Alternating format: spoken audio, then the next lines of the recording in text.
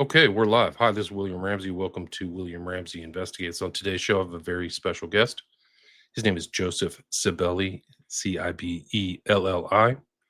And if you're watching this on YouTube, X, Rumble, Rockfin, you'll see the cover of his new book. The full title is The Tylenol Murders, A Father's Confession to His Son. For people who are old like me, I remember this event, the Tylenol Murders. I think it was 1982.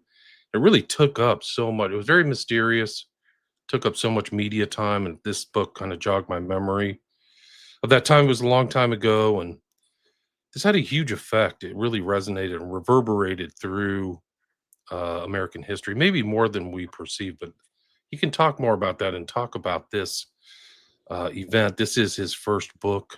He wrote this. I got the notification from the what is it, Blue Horse? Wild Blue. Oh, yeah, that's right. It's Wild Blue Press. So Wild Blue Press has been putting out great true crime type stories, nonfiction that I tend to cover, and this is one of those great ones. You can find this on Amazon. It's on Kindle, audiobook, paperback, and hardcover. But he can talk more about that, and hopefully he can go through. And for people who don't know or remember these Tylenol murders, he can give kind of a recap. So Joseph Cibelli, welcome to the show. Thank you. Good to be here. For people who haven't heard your name, maybe haven't heard this book, maybe you can talk about your background. I know you have like a personal connection to the story. Talk about your background and then what led you to write the Tylenol murders. So yeah, my personal background is when I was about 18, I started to do hair, and I did that for over 3 decades. And then I started going back to school. I have a PhD now in forensic psychology, and I have a year left, and I'll have my Juris Doctorate as well. So, Congrats, well, that's awesome. thank you. It's been a long haul. It's long, hard work. I can tell you from Yeah, experience. Getting yes, it is worth it though. What made me write the book was when my father was dying. He had stage 4 pancreatic cancer, and he was in the living room in hospice care, and he literally sat up and he said, "Cyanide pills, I did it." He said a few other things which are in the book, and he said it a second time in case you didn't hear him the first time.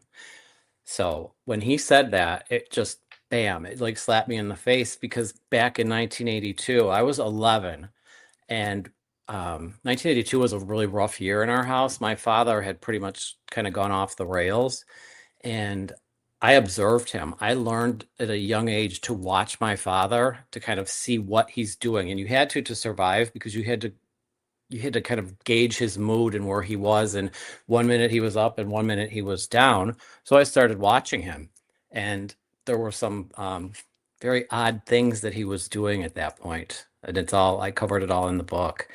Um, yeah, that So it goes back to 82. And for people who don't know, this was like in Chicago area, right? yes, Where yes. maybe you can give people a recap of the true crime blue black letter story about what happened with the Tylenol murders. hmm So it actually happened mostly in the suburbs. There was one death that happened in the city, and we happened to live in the suburbs.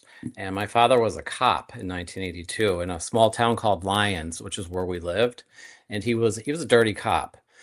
But how this started was, there was a girl who was 12. Her name was Mary Kellerman, and I was 11 at the time. And she had taken a Tylenol because she was sick, and she died. So next day, Arlington Heights, which is just north of there, that happened in Elk Grove Village. This family, a guy bought Tylenol. He took it. He died. Everybody came back from the hospital. Two more people took it, and they died. And so Right. the greatest part of this is that there was a woman, and she was a nurse in Arlington Heights. She worked for the city of Arlington Heights, and her name is Helen Jensen. And I actually had the pleasure of talking with her yesterday on the Oh, phone. wow. Wow. She's now 88 years old. So this happened almost a lifetime ago, because she was 44 when this happened. So I sat with her on the phone, and I talked to her, and I told her my story, and I told her about the book and everything, all the parallels that I made, and then his deathbed confession.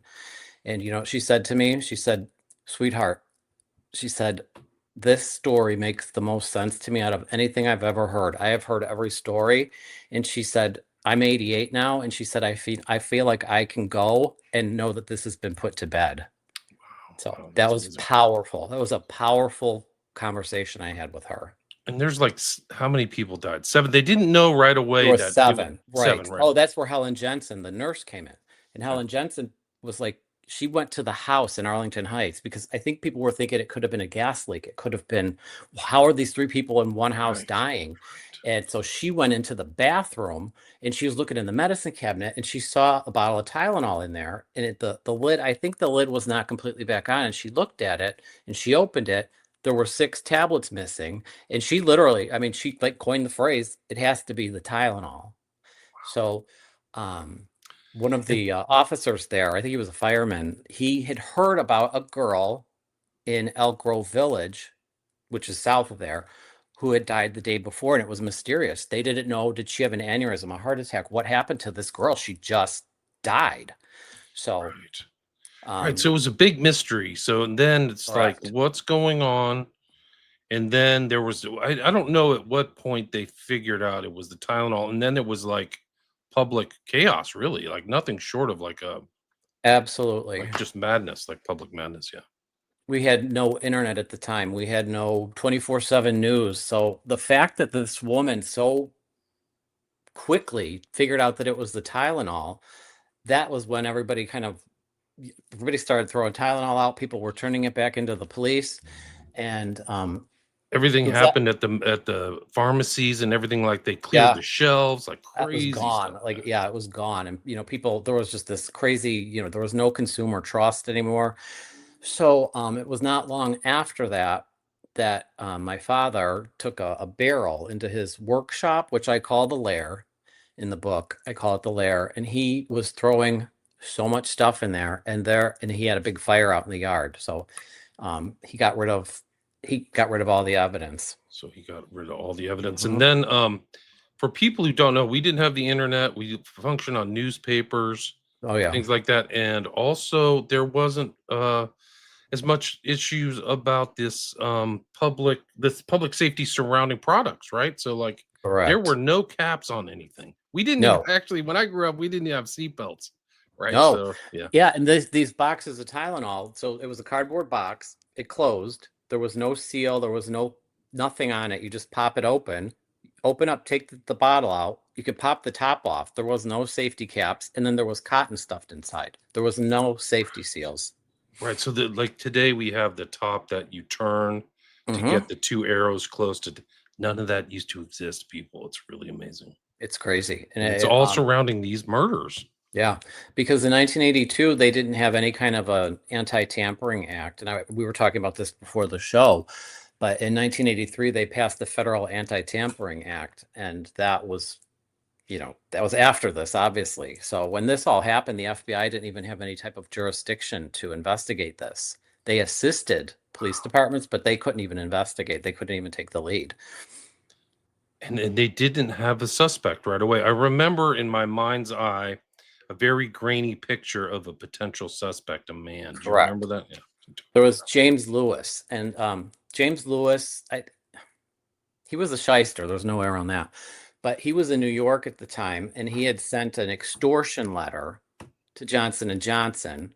In his extortion letter, he said, you know, I'll stop the killings if you wire $1 million to this bank account. Okay. And it was his wife's former boss's bank account.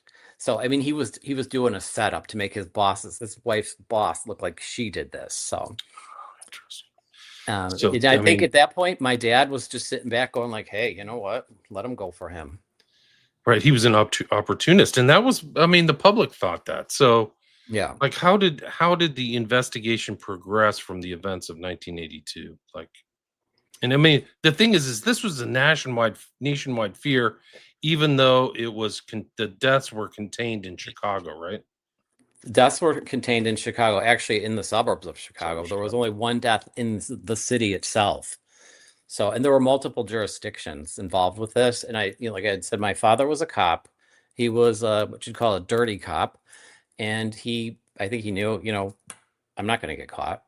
They're never going to catch me. So he knew the multiple jurisdictional Oh element yeah, because he was a absolutely. He dirty knew cop. that. Yep. When you He knew. say, can you expand on that? When you say he's a dirty cop, like what was he shaking down people or stealing Oh, drugs or what was he, I or did it all? name it. I know Oh, that there. wow. I'm positive with drugs that he was involved with sales and manufacturing of them. Wow. Um, and right before the Tylenol murders happened, and this just struck me when I was investigating this, not long before, there had been some mysterious deaths in a town called Summit, Summit. And Summit is just south of Lyons, where I grew up. And there were some people who had just very strange drug overdoses. And so the Cook County Medical Examiner went back and re-examined these deaths, and they were cyanide, and they were Oh, labeled as a wow. drug overdose. I'm telling you, he slipped that in there. He was testing it. Wow. Yep. Wow. So it was a hot fix type thing. Oh yeah. Oh, go ahead. Well, do you think that he was part of a larger kind of group, like a lot of the cops were kind of dirty like him, or was he a standalone kind of black sheep, you think? No, I think they were all dirty. Oh, they're They all were dirty. Okay. they were all Just dirty then. Yeah. Chicago. Yeah. Yeah, it's that's the way it is, and I'm sure it's still that way. I think the town where I lived, Lyons, I believe the police department is cleaned up somewhat now, but it was different back then. No body cameras, no, Right. you talk back to a cop, you don't have to worry about going to jail or getting a ticket. You'd have to worry about like I'm going to be in the emergency room, Right. It was a different world then. Tough, really tough Chicago, Mhm. 1982. Yeah. So there were just multiple suspects. People are interested. They never really prosecuted anybody for it, right? No. Even, they really focused in on James Lewis, and it makes sense. I mean, the guy wrote the extortion letter. They could never connect him. He wasn't even in Illinois at the time. They could never trace him to it. And there's a lot of people who kind of just stopped there. And, I've told people who have read this book, and they're like, "Oh my God, I always thought they arrested the guy who did this." And I was like, "No, James Lewis was arrested for extortion. He was never charged with this crime." So just constant, like, and it just kind of just, it kind of just, news stories came after it and it moved forward and they just never figured anything out, right? Right. It was just a Just big kind of drifted off. big circle. And I have, since day one with this, right after my father said what he said, I mean, I knew that instant. I was like, I know what he's talking about. I tried to work with the Arlington Heights Police Department because, according to the Arlington Heights, Illinois Police Department, they have what they call a Tylenol task force. And I had seen that on a documentary. So I'm like, well, that's where I'm going to start. No Tylenol task force. Couldn't get a call back. Finally got a call back. I kept them in the loop with everything that I was investigating.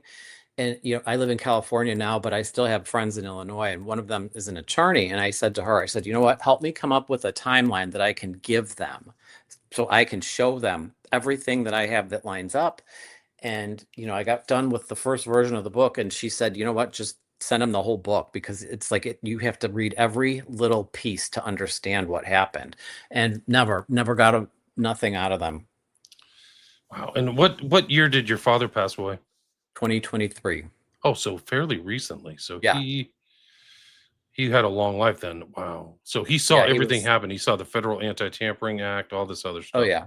All Yeah. the documentaries, all the true, this is like a Everything. true crime, one of the great true crime mysteries. Would you agree with that? Absolutely. Yes. And I can tell you something that my brother keeps pushing at me. He's like, don't forget to talk about this. It was right before my father passed, and he said what he said. Um, my father was very insistent on watching something on TV that night. And my brother's like, what is it you want to watch? He's like, I'm not telling you. So they watched something about the Tylenol murders. And he said after that, my father was complete silence. And he was insisting on that. And my father was not somebody to sit and watch news or anything. Some scenes in the book that are just mind blowing to me, with him. What do you think his motivation was? Oh, I can tell you. He, my father, and his mindset, and this is why I went into forensic psychology, is I've spent my life trying to unravel his mind. In my father's mind, he thought that he was doing everybody a favor because now we have the anti-tampering laws. Mm. So 7 people died or more, oh well, but look how many people who didn't die. And that would have been his mindset. Wow, that's really strange. So he thought he was like doing something in the public. Some other it reminds me of serial killers where like they kill Yes. prostitutes, like the Green River Yes. Killer. Yeah. Yes. Okay, They I'm doing you get guys a this. favor. They're all just prostitutes. I think the They same guy, Robert Pickton, had that same attitude. Psychopaths can come up with what is called like an avenger identity, where they are like, you know what, I'm doing this for the better good. Like you said, like Dexter from the show Dexter. I Right. mean, it's an avenger identity where they think I'm doing good. Look at this. I knocked these people out, but look what happened. We got all this good stuff now. And one of the things I'll talk about for sure is in my father's workshop, he had some very interesting texts. And one of them is called The Poor Man's James Bond. And I talk about that a lot in the book.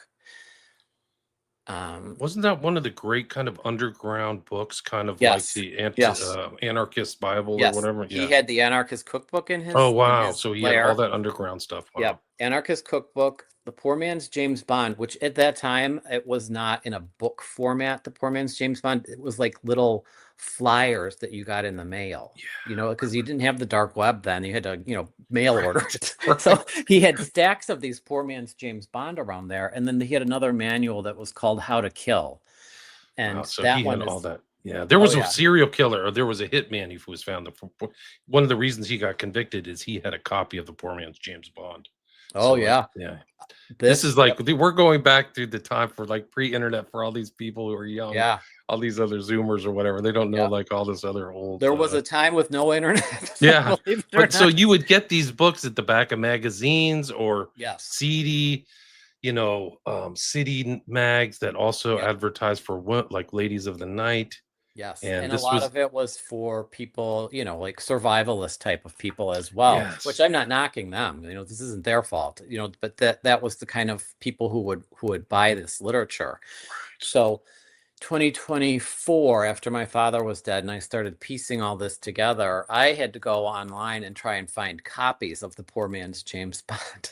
So I'm probably on the FBI's list right now. They're probably gonna, yeah, bust me through my too. I door had any the minute. anarchist cookbook. Like if Yeah. you had the anarchist cookbook, you could get on a list just by having that book because Oh yeah, it was so naughty. absolutely. Yeah, I don't know where he got his, but he had it, and I mean, I can still picture it in my head.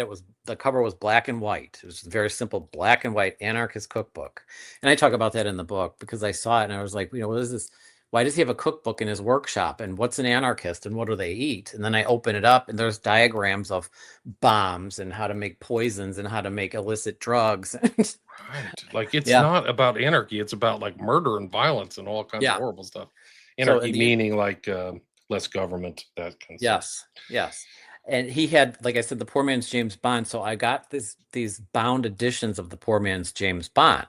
And, I went through them and I'm reading and I'm seeing in there that this plan to put poison into capsules was laid out in the Poor Man's James Bond. Oh wow. Yes, Oh, you can wow. go in there and look, and it's I don't have it right in front of me. Thinking it says Where did you find the old copies? Because I figured those were all gone. Like, this I got from a military supply oh store, wow. I think in Oregon. Wow. And this guy Ketchum saying police driving around suburban neighborhoods screaming on bullhorns, do not take any Tylenol, throw away your Oh balls. yeah, Well, yeah, it I was a remember mass that. hysteria. Yeah, Justifiably, I guess. it was insane. And I just remember, I was 11 and I just, Halloween was canceled that year because that was like the big thing. It was like everybody was like nobody was out trick or treating, and it was just kind of like an end of an era. I feel like it just everything changed from that point forward. Yeah, and the Paladin Press, Wahad Rex says Paladin Yes. Press out of Boulder, Crazy Punch, met them at gun shows. Makes sense that they're gun shows. But yeah, that was really underground publishing back in the day. Like I think they got in trouble. I think they actually got sued by somebody who used Poor Man's James Bond. That's a There whole nother. was, yeah, there was some stuff about that, and because I'm in my going to my last year of law school. I mean, it has really crossed the boundaries of freedom of speech, which we have. And I mean, I have read through this thing, and honestly, like in my opinion, I don't feel like it crosses the boundaries of free speech. Gotcha. This guy is putting things out there, and what people do with it, it's up to them. Not, he can't be responsible for that. Though there is some sense of like, well, don't put it out there then, but that's, it's too late for that now. Yeah, it's too late. So you actually got the old poor man's James Bond. If I remember on the cover, there's a guy with like a silencer with a gun. Is that right? Or is my memory The not? the book, what I have is a compilation of all of them bound together as like an actual book that you can open up and flip through. So I don't remember what was on the cover. This one, there's a skull on the cover of one of them. And when I saw them in my dad's workshop, I don't remember what the cover looked like, but they were just thin like pamphlets. I mean, like a Yeah. church bulletin. They were just you'd flip it open and there was typing and it was in all different directions. And yeah, he had stacks of them. So he saw himself as kind of like that Avenger. I mean, I've never heard that. I believe you're right, Avenger identity. So he thought Mhm. of himself as almost like a Batman type figure or something Oh like that yeah. with the, yeah. And oddly enough, he would say that my father, in this time period, probably starting in about 1981, um, he started wearing the Superman t-shirt all the time under his uniform, outside of his uniform. He was in that shirt more than he wasn't. And in the book, I go into how he got the cyanide in the house. And he had this little pink cup, and that had powder in it, and he had that hidden in his lair. So at that point, I was still like, we could still talk. After that, we had no relationship. But I had asked him, I was like, what's in the pink cup? And he's like, you don't need to know. And I said, no, seriously, what's in the pink cup? I want to know. And he looked at me and he said, it's kryptonite. Do not ever touch that cup. And I looked at him and I was like, but I thought kryptonite only killed Superman. And he said, no, kryptonite can kill anyone. Wow, pretty ominous So, stuff then. So yeah. how like at what point did you kind of not hang out? Like were you gone out of the house? Did you stay in Chicago after like high school and stuff? Were you Yeah, I around him stayed in growing up? Chicago until 2014. I moved to, Okay, to California, but I cut him out of my life in about 2015, and gotcha. that was So the so end of you kind that. of still so you think that he just kept quiet that whole for like the remaining 4 decades of his life. He just Oh yeah, he would say cryptic little things. My father, he never. If you ask him a question, you couldn't get an answer from him. You would get like a riddle, mm, and even when he said this on his deathbed, he said cyanide pills. I did it. And then he started talking about three of the victims, oddly enough, from the cyanide murders were their name was Mary, which is also my mom's name. And he was sitting in the living room one day and he said, the three Marys should still be here. One of them was so young, mm. 12-year-old. Which is the Mary Kellerman, the first Mary victim, right? Kellerman, the very first, It yes. was September 29th, 1982, according to Correct. Wikipedia. Wow. So do you think that so you think he was in other murders? Do you think that he was a serial killer type figure? Well, it's interesting you would bring that up because so when I started writing this book, when I wasn't even starting to write a book. I just wanted to go back and revisit my life. And I honestly, my father was not a nice person, but when you live in a situation like that, you are trained to still protect your abuser. I don't know if that makes sense or not, Yes, but it does. It you're happens all the mentally, time. Yeah. yes, you are mentally trained to protect your abuser. And though I did not have any relationship with him, I in my mind, I'm like, no, he didn't do this. I don't care what he said. There's no way he did this. So I started going back in time, and every time when I would try and find some, what's called exculpatory evidence, anything that would say he couldn't have done this, he was out of the country, or this happened, or that happened, I found like five more things. So on that journey, I uncovered a few more things that have his fingerprints all over them. So there's more to come. My brother and I are actually working on that now. And your brother put the afterword in this book too, Hmm. right? Right. Yeah, So and it's interesting because when I started working on this, my brother was always team dad. Do you know what I mean? sure. Didn't matter what my dad could burn your house down. My brother would be like, I didn't see it. So after I finished this book, I had what I was calling just the beta version of the book, the manuscript, and I sent it to him, and he was can he was pissed. He was royally. He didn't want anything to do with this. He was like, "You're crazy." And he read it one time, and then he read it a second time, and then he said, "You know what? I know more about this." And now he's on he 1000% believes this. So Wow. yeah, So he did he's there. write the It's epilogue. right. He wrote a double lock. Sorry, I got the wrong name.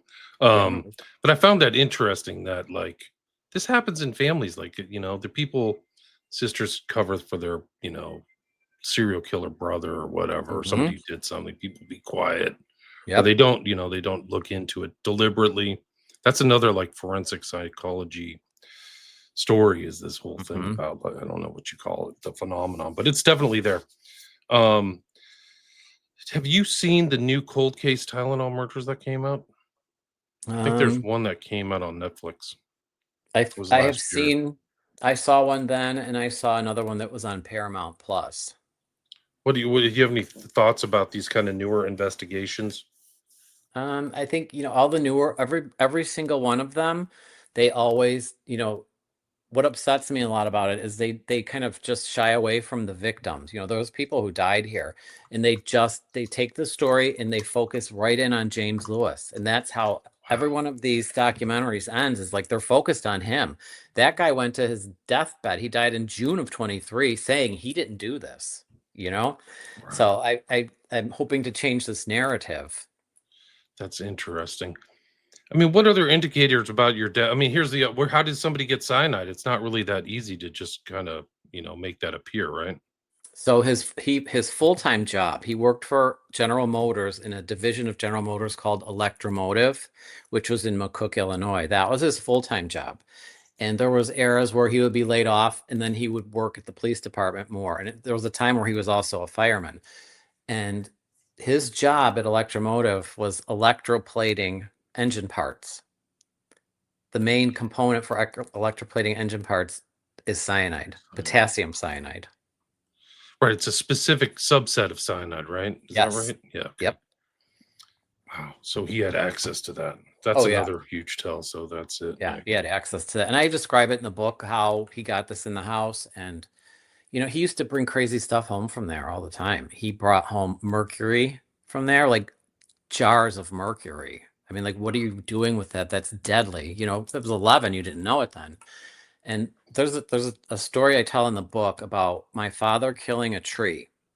We had a tree between our fence and the neighbor's fence, and he just loathed that tree, and it caused so much trouble. And he tried everything he could do to kill that tree.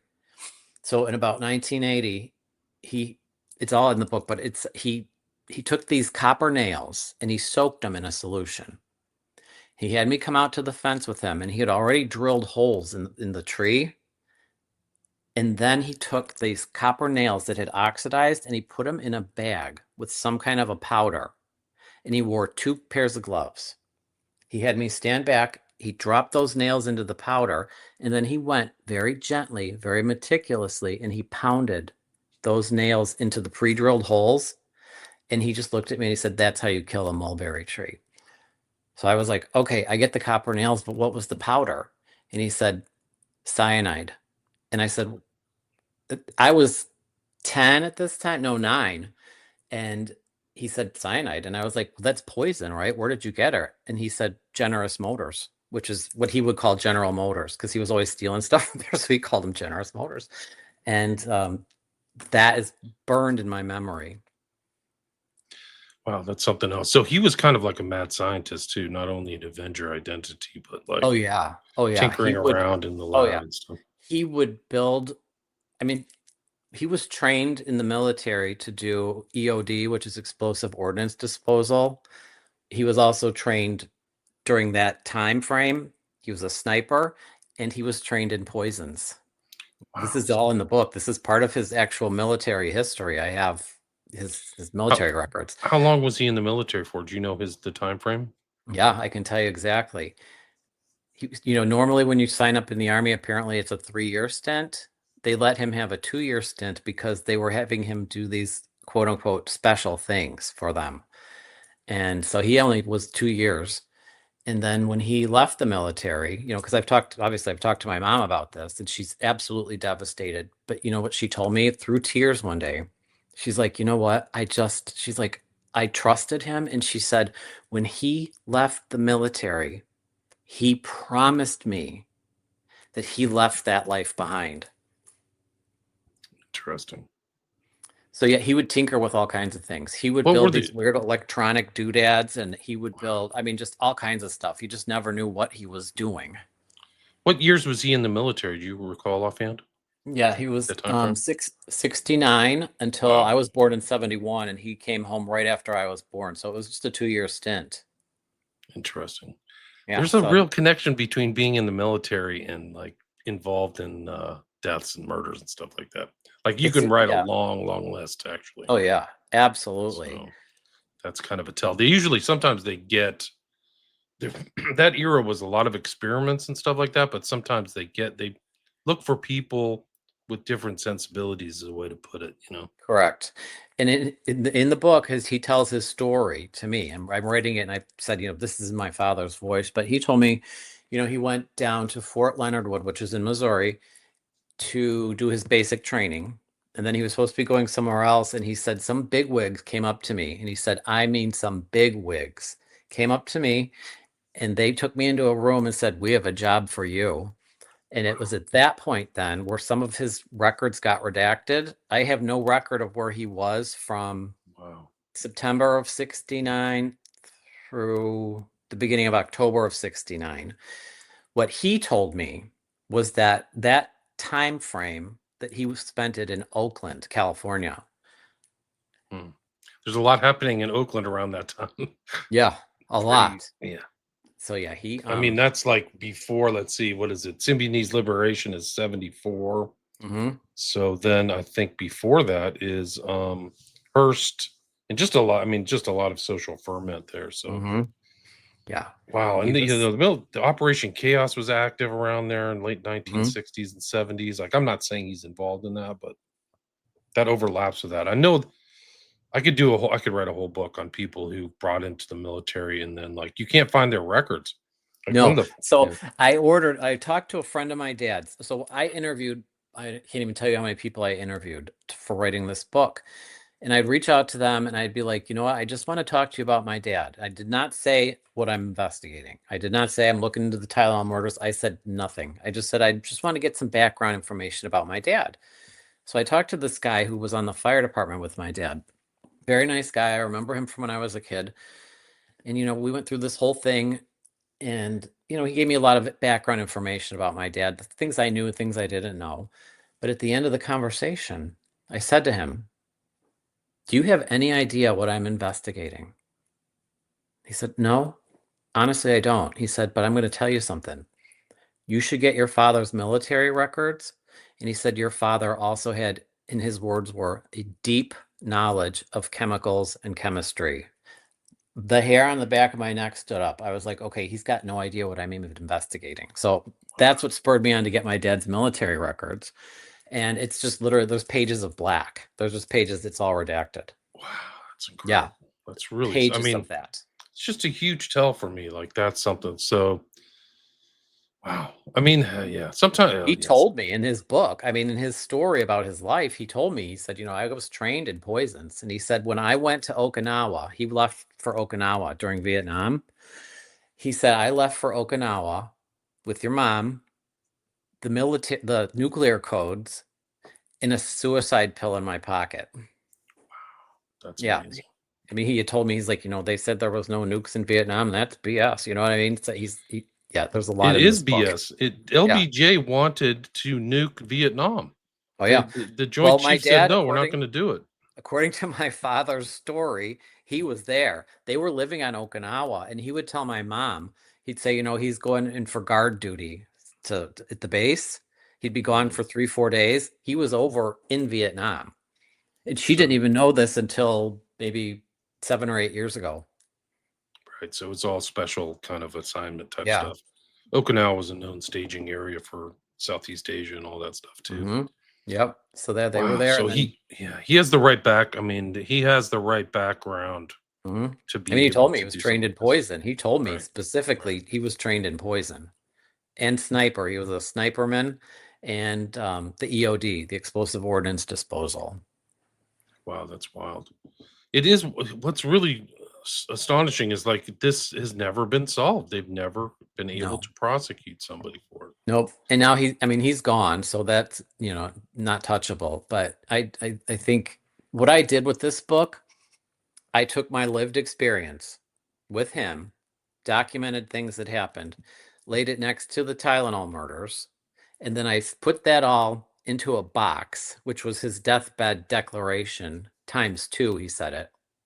And then with that box, I tied it with a bow. And there's something my father said, and it was one of the last things he said. He was staring kind of out into space, from the medication, I'm assuming. Sure.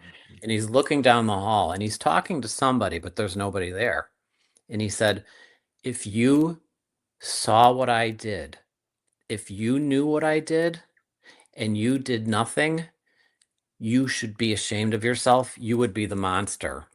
So I kind of feel like that was for me. Right. So it's kind of I like it's signed a kind of a confession.